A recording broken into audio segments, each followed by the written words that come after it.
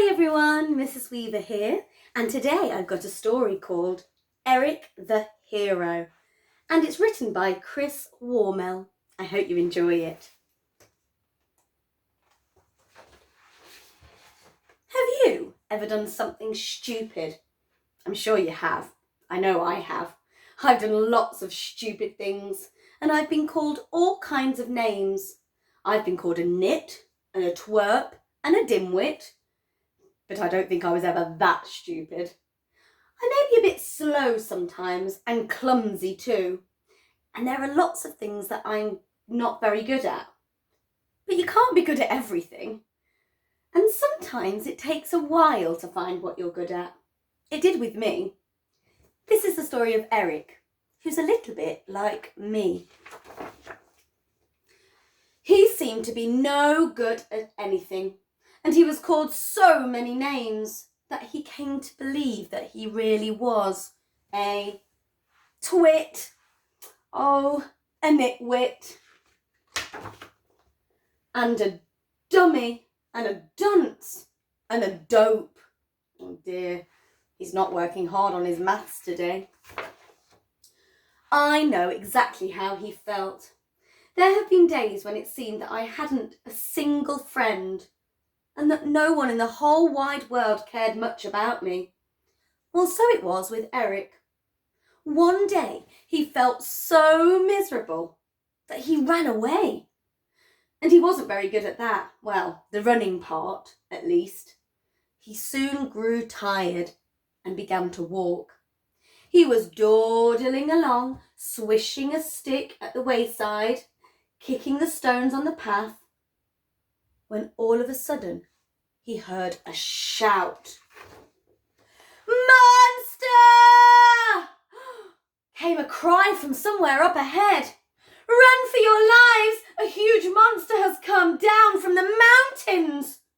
A woodcutter came running out of the wood, and suddenly all around people began to run for their lives, fleeing across the fields towards the castle of the king. Eric turned and ran with them.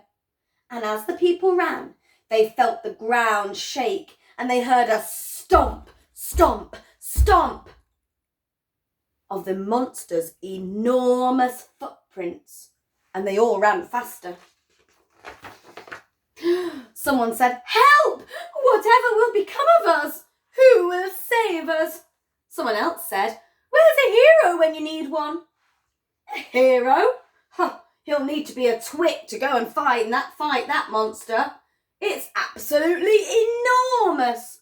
And the other said, "Yes, he'll have to be a nitwit, and a dummy, and a dunce, and a dope." And they all ran faster. But Eric stopped, and he thought, "Hang on, I'm a twit, I'm a nitwit, and a dummy, and a dunce, and a dope. Perhaps I'm a hero. Perhaps that's what I'm good at." And because he was never afraid to try anything, he turned and stood there, waiting for the monster, and stomp, stomp, stomp. The monster's steps grew louder and louder. And all of the people ran faster and faster until they reached the castle of the king. And when they were safely inside, the drawbridge was pulled up and they were all watching from the battlements.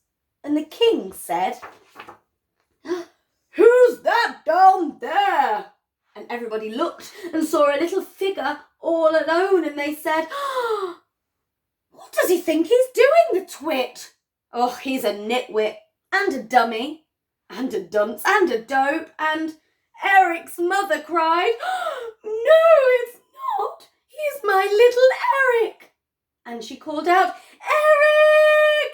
Eric! Come up here before it's too late." Oh dear, can you see him? But it was too late. For there was the monster crashing through the wood, smashing the trees with an uprooted trunk and crunching the rocks and boulders with his great stomping feet. On and on he came, stomp, stomp, stomp, until he spied a little figure standing all alone. He then stopped and looked down at Eric, and Eric looked up at the monster and said,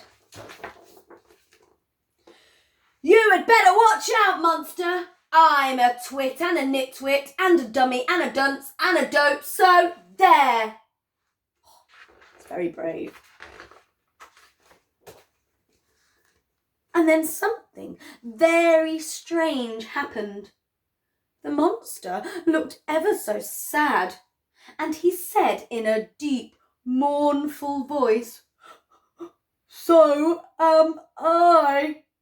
And he lay down the uprooted tree trunk and sat down with a great big sigh.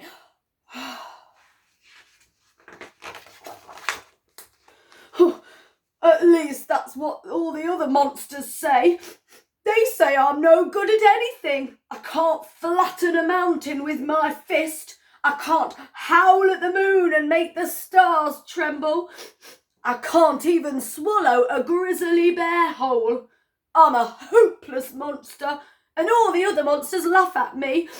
So I ran away, and I came down here, and I wondered if there was anyone in the whole wide world who cared about me.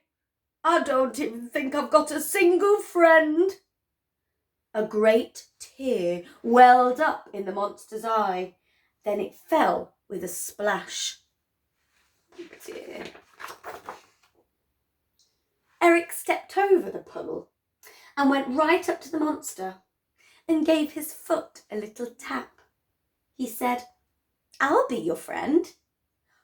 "Will you?" said the monster. Yes, I will. And I think you're a brilliant monster. You really scared everyone round here. They all ran for their lives." "Did they?" Yes, they did. And they're all hiding in that castle over there." "Are they? Oh dear. I didn't really mean to scare them. I didn't scare you, did I?" Eric shook his head.